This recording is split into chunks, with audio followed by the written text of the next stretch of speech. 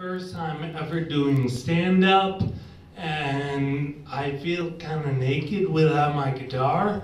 I'm glad I'm not, and to be honest, you guys should be too.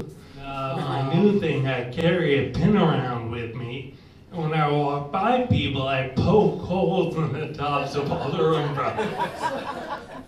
I was in Walmart a few days ago, and I saw all the Valentine's gifts, and everything is candy, and I'm certainly guilty of this. Basically, giving candy to someone, I thought about it, and it's kind of like, here, I care about you a lot. I hope you have tooth problems, sugar moods are up and down, you gain weight. So then I thought further about it, I was like, well, wait a minute, women get payback, because when people get married, the registry is always for kitchen goods. It's never a flat screen TV or, anything like that. They always want bowls and a $300 soup ladle and all kinds of stupid stuff.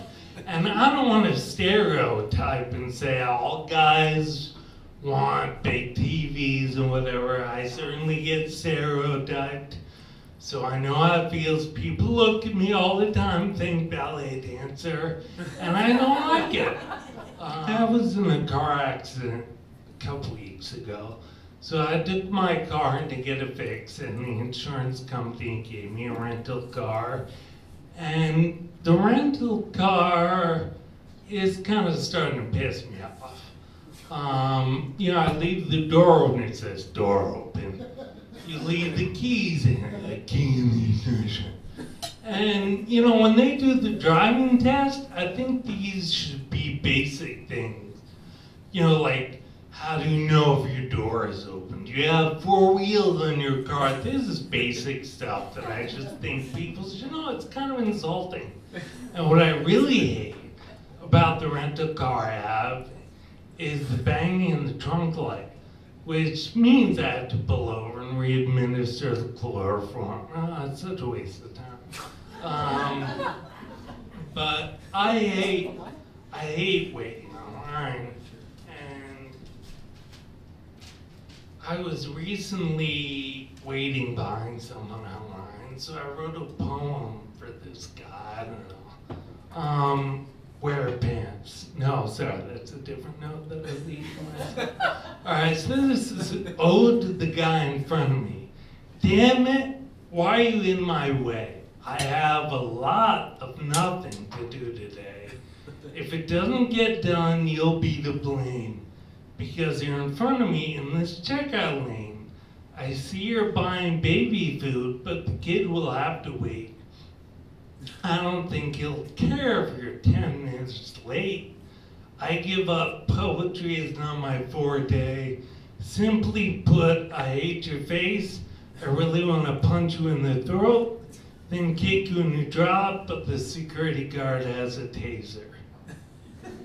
So, yeah, I just kind of lost my train of thought at the end there. So I wanted to do my thing for saving the children, and I'd like to just preface this with a short story. So I pictured a guy coming home from hunting, and his wife comes up to him and says, "Where is little Billy?" And the father says, "Well, I don't know, I lost him." And I think that's a bad thing, and I'm pretty sure everyone in here agrees that would be bad. So I was in Bass Pro Shop, and I was like, so why do we sell camouflage baby outfits? If you take your kid to the woods, that is not the place you want to lose your kid. Maybe get him a nice red outfit so he doesn't get shot, and you can find him. When I was a kid growing up, and I don't know if my mom has heard this, and for some reason I was in the lobby with a friend of mine, and we were blowing bubbles and dumping in there and catching them like fish. I don't know why. And this kid from upstairs comes down and says, oh, I want to do that. So I say, all right, well, sit down on the stairs, close your eyes, and open your mouth. It's not nasty, don't worry, it's not that nasty.